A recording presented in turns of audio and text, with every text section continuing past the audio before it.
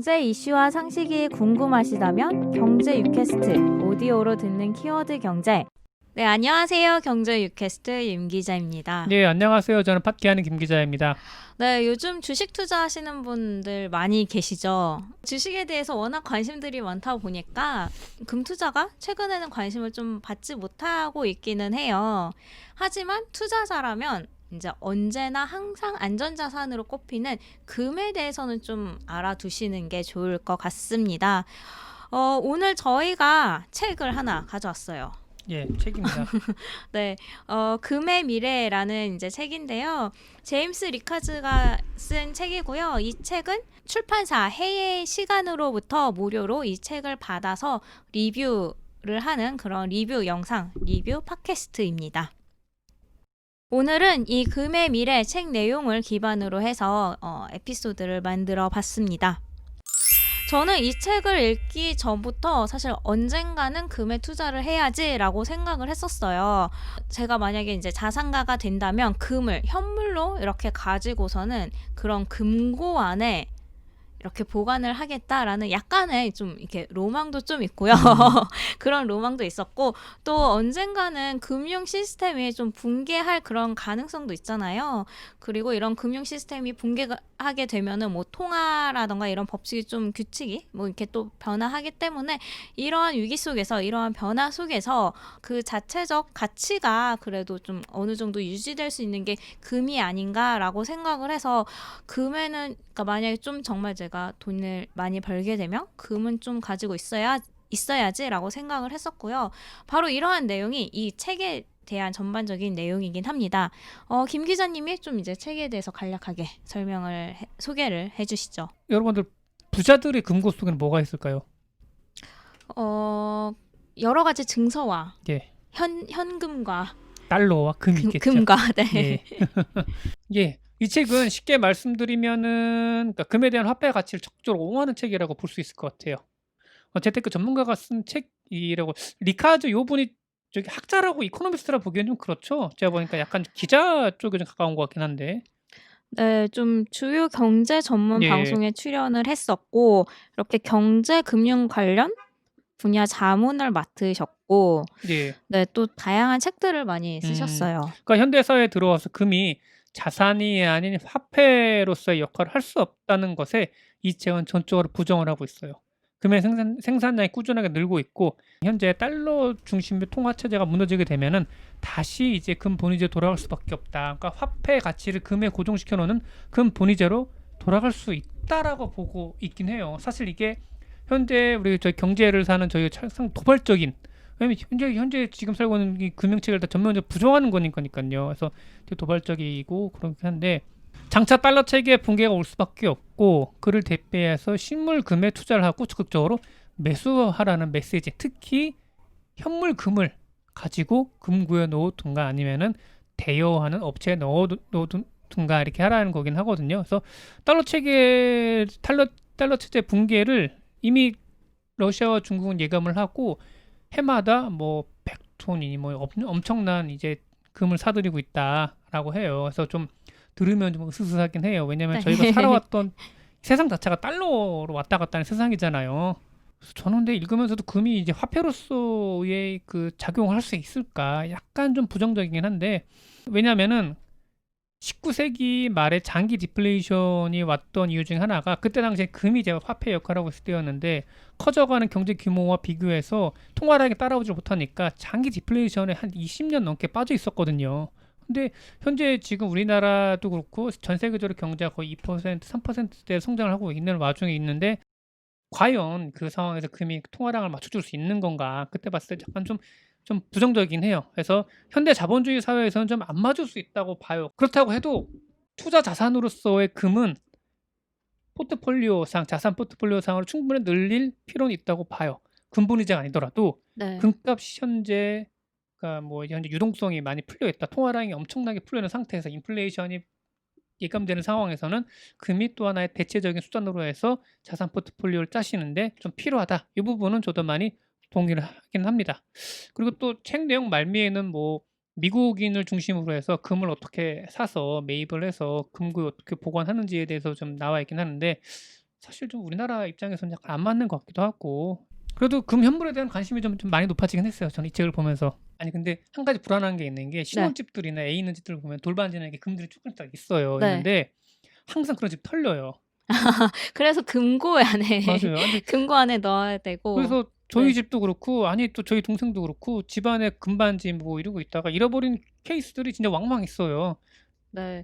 그래서 사실 이 책에서는 이런 현물금을 집에 보관하라라기보다는 인제 좀 전문적으로 금을 예. 보관하는 그런 업체에다가 맡겨라라고 하시는데, 사실 그건 이제 정말 자산가들이 맞아요. 가능한 일이기는 하고, 저희 입장에서는 금을 많이 사 봤자 뭐 얼마큼 사겠습니까. 일반 투자자들 입장에서는 사실 이 얘기랑은 좀 맞지는 않을 수도 있기는 합니다.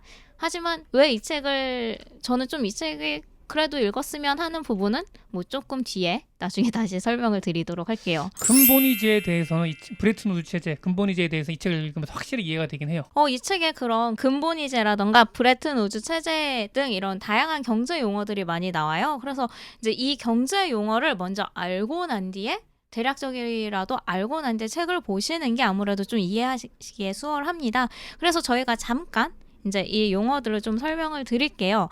우선 가장 많이 나오는 근본이제는 각국의 통화 가치를 순금의 일정량으로 정한 그런 화폐 제도라고 보시면 됩니다. 예를 들어서 뭐 순금 1온스는 391달러 이렇게 이제 고정적인 가치로 정해 놓는 거고요. 따라서 각국 통화 가치가 이제 고정적인 금의 중량, 금의 일정량과 이렇게 고정되어 있기 때문에 고정 환율 체제로 이렇게 보실 수가 있습니다. 이 금 본위제는 또 역사가 흐르면서 또 되게 다양하게 좀 조금씩 변화를 해왔거든요. 그래서 이번 에피소드에서 좀 더 다루기에는 약간 시간이 좀 모자랄 것 같고요. 저희가 다음에 다른 에피소드를 통해서 이제 좀 설명을 드리겠고, 또 다른 경제 용어에 대해서 또 김 기자님이 설명을 드리겠습니다. 예. 브레튼 우드 체제는 아마 경제 교과서를 보시게 되거나 아니면 세계사, 근대사, 현대사를 보시게 되면 꼭 나오게 되는 또 미국의 패권주의가 이제 강화되는 그런 와중에 나오는 그 단어이긴 한데 먼저 이제 그 지폐라는 게 있잖아요. 이 지폐의 원조는 뭐 금세공업자가 금을 갖고 있다는 보증서를 기인했다라는 또 설도 있긴 해요. 그 얘기인즉슨 그 지폐가 힘을 발휘하기 위해서는 하나의 종이가 힘을 발휘하기 위해서는 그 지폐를 가져가면 일정량의 금과 바꿔줄 수 있다라고 하는 믿음과 약속이 있어야 되거든요. 그 보증을 해줘야 되는 거죠. 그래야 지폐로 쓸모가 있는 거고. 그래서 중앙은행이라는 게 존재하지 않았던 그 시절에는 이런 금이 이런 뭐 지폐나 아니면 여러 가지 다른 통화에 대한 좀 보증서와 같은 역할을 했던 거죠. 그래서 이것을 체계적으로 바꾼 게 근본이제라고 보시면 될 것 같고, 무거운 금을 일일이 들고 다니기 힘드니까 국가가 보증해서 지폐를 찍고 그 지폐를 은행 같은 데 가져오면 금을 바꿔준다는 뜻이죠. 그러니까 사실 따지고 보면은 엄밀히 말하면 그때 당시에 이 거래는 모든 거래는 금을 직접 현물 주고받아야 돼요. 근데 이 금이 좀 무겁고 도난과 분실의 우려가 있으니까 종이로 왔다 갔다 하는 거죠. 그렇죠. 그래서 화폐에 대한 신뢰를 금과 교환해 준다는 거였는데요. 정부가 이를 무시하고 마구 찍어내면은 마구마구 돈의 가치가 떨어지게 됩니다. 그래서 정부도 반드시 이를 지켜야 돼요. 근데 2차 대전이 지나오면서 유럽 재건에 많은 돈이 필요하게 됩니다. 이게 금본위제 이게 금 통화로서의 금을 갖고서는 거기에 필요한 재원을 마련할 수가 없는 거예요. 그렇다고 돈을 마구 찍어내면은 하이퍼 인플레이션, 1920년대의 대공황 시절에 독일이 겪었던 이런 하이퍼 인플레이션을 겪을 수도 있거든요. 그래서 어떻게 해야 되는 거냐? 돈을 마구마구 찍어낼 수는 없는 거고, 그래서 어떻게 하냐 고민하다가 이때 미국이 나서게 됩니다. 각 국가들은 미국 달러와의 자신들의 통화 가치를 고정을 해요. 미국 달러만 금과 바꿔주는 거죠. 그 보증을 미국 정부가 하는 거고요. 이런 약속을 브레튼 우즈에서 했기 때문에 그 이후의 시대를 브레튼 우즈 체제라고 보면 됩니다. 실제 2차 세계대전 종전 이후에 미국은 전 세계 금의 70%를 보유하고 있어요. 보유했었어요. 예. 그러다가 71년 미국은 브레튼 우즈 체제를 공식적으로 포기를 합니다. 금과 상관없이 달러를 마구마구 찍어내겠다라는 것이었고요. 일단 통화량이 늘면서 달러가 가치가 떨어졌고, 게다가 금 유출이 계속 좀 되니까 미국으로서도 좀 불안감을 느꼈던 것도 있고, 베트남 전쟁을 겪으면서 미국의 재정 적자와 무역 수지 적자가 너무나 심화됐고요. 그래서 그냥 찍어내기만 할 뿐 금을 바꿔주지 않기로 한 거였죠. 그래서 미국인들의 삶은 그때 정말 핀 거죠. 그냥 자기네들 그냥 안에서 그냥 찍어낸 다음에 네. 바깥에 사오면 되는 거예요. 그래서 미국이 지금 현재 세계 최대 무역 수지 적자국이 된 것도 어떻게 보면은 이 브레튼 우드 체제 이후 달러를 마구마구 찍어낼 수 있게 되면서 기인하지 않았나 그런 생각을 해요. 네. 본격적인 책 내용으로 들어가 볼게요. 이 책의 저자인 제임스 리카즈가 이전에 쓴 책도 한번 찾아봤어요. 과연 이전에는 뭐 어떤 책들을 썼는지 봤는데 금의 귀환이라는 책을 썼어요. 부제가 금융 붕괴를 대비해라. 금을 확보한 자가 살아남는다. 그리고 은행이 멈추는 날이라는 책을 썼고 부제는 전 세계 대규모 자산 동결이 시작된다. 또 화폐의 몰락과 커런시 워 등의 책을 썼어요. 전형적인 이게 디스토피아 쪽 분이시네요. 네, 예. 맞습니다. 앞서 말씀드린 것처럼 저자는 글로벌 금융 시스템 그리고 글로벌 통화 시스템에 대해서 굉장히 부정적인 시선을 가지고 있고 좀 이제 믿지 못하는 그러한 시각을 가지고 있어요. 금에 투자하라는 것도 바로 이러한 시각에서 이러한 관점에서 비롯된 것이고 다 이러한 근거로 인해서 이제 금에 투자하라고 이렇게 계속 조언을 합니다. 책에서도 이러한 부분에 이제 많은 부분을 할애를 했어요. 2013년 뭐 키프로스라던가 2015년 그리스 금융 위기를 예를 들었었는데 당시에 이제 은행에 돈을 예치했던 예금주들은 막상 금융 위기가 터졌을 때 이제 은행에 있는 돈을 찾으려고 했을 때 할 때 이 돈을 다 찾지를 못했어요. 은행들은 다 문을 닫고 또 ATM 기기들은 다 폐쇄가 됐고 하루에 찾을 수 있는 돈의 양은 이제 한정이 되어 있었죠. 이러한 양상들을 보더라도 이제 갑자기 금융위기가 닥쳤을 때 아무리 은행에 내가 많은 돈을 가지고 있더라도 이거는 당장 내가 쓸 수 있는 돈, 나의 것이 아닐 수도 있다라는 그런 의미에서 이제 금에 투자를 해라. 금을 가지고 있어야 된다. 이러한 얘기를 하는 것이죠. 그리고 또 이제 경제 금융 붕괴는 약 30년마다 이렇게 주기로 인해서 등장을 하게 됩니다. 이때마다 통화에 대한 새로운 게임 법칙들이 만들어졌었고 이러한 변화 속에서 이러한 위기 속에서 가장 그 자체로서의 가치를 그래도 인정을 받는 것이 금이기 때문에 또 이제 금을 강조를 했었던 거죠. 저도 어느 정도 이러한 시각에는 좀 동의를 하는 편이에요. 금융 위기는 언제 발생할지 모르는 일이고 또 사람의 탐욕은 끝이 없기 때문이죠. 2008년 글로벌 금융위기를 우리는 경험을 했음에도 그래도 여전히 복잡하고 얽히고 설킨 파생 상품들은 이제 끊임없이 등장을 하고 있죠. 하지만 여러 차례 이제 우리가 이제 전 세계가 금융 붕괴를 겪었기 때문에 이를 통해서 정부와 금융기관도 이제 규제를 보완을 하고 학습을 했기 때문에 저는 이제 과거처럼 완전 붕괴 단계까지는 가지 않을 거다라고는 생각이 듭니다. 김 기자님은 어떻게 보시나요? 이번 세기 그러니까 저희가 살아있는 동안에는 저도 윤 기자님의 생각에 전적으로 동의를 하는데 다음 세기 있잖아요. 2100년 이후에는 어떨까 좀 상상을 해보거든요. 그때도 저희가 이제 사망하고 이후 그쵸. 그 사망을 이후에 저희 이제 뭐 세대를 말하는 고손자쯤 거죠. 정도 좀 네. 될까요? 그때까지 달러 체제가 강한 네. 채를 영속하고 있을까라는 생각을 해보면은 잘 모르겠어요. 왜냐면은 뭐 천년제국 로마도 인류사가 계속되는 한은 영원할 거라고 했는데 결국 망했잖아요. 망하고 어둠의 시대, 이제 중세 시대가 됐고 종교의 시대, 극단적인 종교의 시대가 왔었잖아요. 네. 근데 지금 어떻게 보면은 뭐 상당히 자유와 개방화된 시대인데 이게 역사도 진짜처럼 움직이는 것 같아요. 개방으로 갔다가 다시 보수 이쪽 어둠에 왔다 갔다 하는 것 같아요. 그래서 어쩌면은 우리가 갖고 있는 현재 이 체제에 대한 불합리한 모순이 계속 튀어나오게 되면서 다시금 예전 그때 체제로 뭔가 극단주의, 원리주의 체제로 가면 어떻게 하나 걱정을 좀 하긴 하고 있거든요. 근데 사실 실제로 보면은 유럽이나 이번 트럼프도 그렇지만은 좀 그런 면면을 보이는 인물들이 좀 투표에서 높은 득표를 하는 거 보면서 약간 좀 그런 게 현실화되지 않을까 싶은 생각도 하긴 하거든요. 그래서 저는 일단은 미국이 언젠가는 국제적인 힘을 잃을 수밖에 없을 거라고 보고 그리고 그에 따라서 상당히 좀 대변동의 시기가 올 거고 그에 따라서 금이나 아니면 또 토지가 저는 금보다 토지가 더 중요하다 생각을 하고 있긴 하거든요. 그래서 토지와 같은 유형의 자산을 갖고 있는 사람이 결국 또 살아남는 또 시대가 되지 않을까 그런 생각을 하기도 하고 그리고 또 이런 맥락에서 어떻게 보면은 중앙은행이랑 이 현재 있는 금융 체제에 대한 불신 때문에 비트코인처럼 블록체인 기반에 누가 관리하지 않고도 통화로서의 이론적인 가치를 가질 수 있는 이런 가상화폐가 나온 거라고 보고 있긴 하거든요. 화폐의 가치가 떨어질수록 금을 비롯한 토지 등 유형의 자산에 대한 중요성은 더 커질 거라고 보고 있어요. 그것도 현재 또 보면 유동성 뿌리기, 금리는 낮죠. 재정 확장 정책을 각 나라별의 경쟁력이 펼치고 있는 거잖아요. 네. 이게 더 어디로 가겠습니까 나중에요.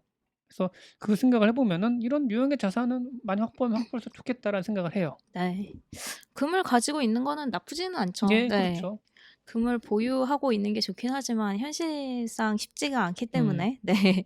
저희 이번 에피소드에 대해서 잠깐 설명을 드리면 저희 이번 에피소드는 출판사 해의 시간으로부터 인제 금의 미래라는 책을 무료로 받아서 리뷰하는 영상 오디오 클립입니다. 네, 무료입니다. 예. 네, 협찬을 처음으로 예. 받아봤어요. 책에서 인상 깊었던 또는 공유하고 싶었던 내용을 인제 설명을 드릴게요. 저는 좀 두 부분을 소개를 하고 싶어요. 64페이지의 책을 읽어 드릴게요. 64페이지에 나온 건데요. 오늘날의 투자자들은 미래를 내다보며 새로운 게임의 법칙은 무엇이 될 것인가? 라는 질문을 던져야 한다. 피할 수 없는 소용돌이가 시작될 때 이 질문에 대한 답이 있어야 자신의 순자산을 지킬 포트폴리오를 구성할 수 있다. 바로 앞서서 이제 김 기자님이 말씀하신 내용과 약간 일맥상통한 부분이기도 합니다. 예전처럼 금융 시스템이 붕괴 단계로까지는 가지 않더라도 붕괴로 가기 직전에 우리는 기축통화인 달러 이후에 새로운 게임 법칙을 한 번쯤 고민을 해보긴 해야 될 것 같아요. 그리고 또 91페이지에 나온 부분을 소개를 드릴게요. 91페이지에 나온 내용은 2008년 글로벌 금융위기가 딱 시작되는 그때 부분을 이제 설명을 한 건데요. 2008년 미국발 글로벌 금융위기가 시작되기 바로 직전 2007년 여름에 사실상 위기가 시작이 됐는데 당시 도쿄 주식시장이 흔들렸어요. 하지만 사람들은 왜 도쿄 주식시장이 흔들릴까라고 이제 설명을 하지 못했었는데 저자가 이렇게 설명을 합니다. 나는 그들에게 금융위기가 닥치면 팔고 싶은 것이 아니라 팔 수 있는 것을 팔게 된다는 점을 설명했다. 이번 경우는 미국의 헤지펀드와 레버리지를 끌어온 투자자들이 악성 주택담보대출에 따른 마진콜을 받은 상황이었다. 그들은 주택담보대출을 팔고 싶겠지만 당시에는 주택담보대출이나 다른 자산담보증권을 팔 시장이 없었다. 그래서 그들은 일본 주식을 팔기 시작했다. 일본 주식이 싫어서가 아니라 일본 주식의 유동성이 높기 때문에 내다 팔면 다른 곳의 마진콜을 해결할 현금을 쉽게 조달할 수 있기 때문이다. 예. 요 부분은 저도 표시해 놨거든요. 네. 예. 하나의 또 이게 평소에는 연관성이 없었던 여러 가지 팩터들이 위기가 되면은 밀접하게 연관된다라는 게 보이는 거잖아요, 이게요. 네, 맞아요. 정말 예상치도 못했던 사실 미국의 주택금융과 일본의 주식시장이 연관성이 없다고 생각했었는데 이게 갑자기 일본의 주식시장에 영향을 미치는 건 사실 금융이 언제 어디서 이렇게 위기로 발생할 수 있을지 다른 곳으로 이렇게 전파될 수 있을지 예상하기 어렵다는 걸 이제 의미를 하는 거겠죠. 저는 뭐 여러 가지 좀 재밌게 봤는데 네. 170페이지에 보면 금 본위제로 돌아가면 온스당 1만 달러까지 무난하게 갈 거라고 예상을 하고 있거든요. 지금 네. 이제 거의 이제 2,000달러 좀 약간 넘었나요? 지금요? 2,000달러 선 아닌가요? 3,000달러 선인가? 2,800달러까지 본 것 같은데. 네, 아마 그 정도 될 예, 그 정도 될 겁니다. 것 같긴 한데 또 그다음 페이지를 보면은 뭐 달러의 추락 가능성이 크고 이거는 세계 금융 시스템의 복잡성에 기인한다라고 나와 있고 그다음에 좀 약간 좀 뭐 오싹했던 것 중에 하나가 중국이 스위스에 있는 금세공 시장이나 이쪽 금괴 시장을 거의 싹쓸이하고 있다. 네.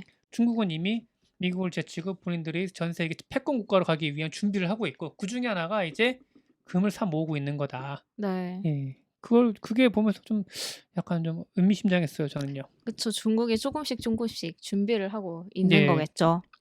저는 사실 이 책을 통해서 인제 '금에 투자를 해야 하나 아니면 하지 말아야 되나.' 이러한 조언보다는 좀 인제 거시적인 경제를 읽는 통찰력을 좀 배웠었던 것 같아요.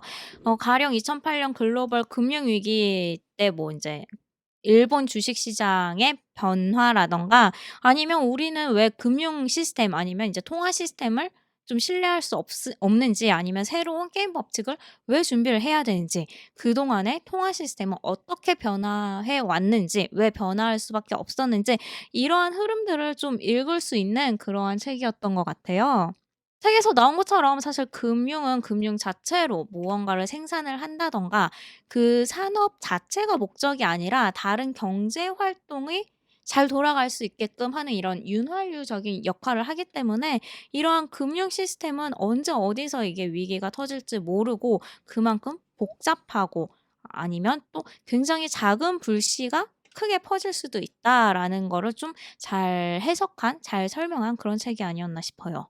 사실 금융사가 돈 버는 방법은 그런 리스크거든요. 그 리스크에 네. 대한 대가를 수익으로 얻는 게 또 금융사이긴 하거든요. 그래서 금융사와 금융위기는 뗄래야 뗄 수 없는 동전의 양면과 같은 관계일 것 같아요. 제가 봤을 네. 때는요. 또 저는 또 보면서 한국은행이 이제는 우리도 금을 모으기 위해서 노력을 좀 해야 된다고 생각을 해요. 그동안 금에 대해서 너무 무관심했던 게 아닐까. 미국의 달러 체제에 너무나 크게 좀 안심하고 거기에 의존하고 있지 않았던가 생각이 드는 거예요. 이미 중국은 거의 5천 톤 가까운 뭐 금을 모았다고 음. 하는데 세계적인 이 달러 체제가 붕괴가 된다고 하면 다시 근본 이자로 진짜 막말로 가게 된다고 하면은 우리나라는 이거 그냥 눈 뜨고 당하는 수밖에 없게 되는 상황이 혹시나 있을 수 네. 있거든요. 그래서 네. 지금부터라도 저희도 찬찬히 우리나라도 찬찬히 금에 대해서 좀 보유고를 늘려갔으면 좋겠다라는 네. 생각을 해요. 네. 그렇습니다. 저희가 사실 책에 대한 리뷰는 예. 처음이었잖아요. 네. 이러한 하나의 책을 보는 관점이 약간 김 지사님이랑 저랑 약간 달랐었던 것 같아요. 저는 약간 투자자 관점에서 네. '금을 투자를 해야 되냐 어. 말아야 되냐.'라는 시각으로 처음에 접근을 했다가 나중에 인제 거시적인 뭐 이러한 부분도 배울 수 있었고 뭐 약간 이 책을 통해서 좀 약간 경제 공부를 했었던 것 음. 같고요. 네. 네. 저는 또 디스토피아적인 관점에서 또 네. 재밌게 봤죠. 예. 네. 저희가 또 뭐 다음에 기회가 되면 또 책 리뷰를 진행을 해 보겠습니다. 오늘 진행한 에피소드는 네. 그 출판사 해외 시간으로부터 금의 미래라는 책을 무료로 받아서 제작하는 리뷰 영상 오디오 클립입니다.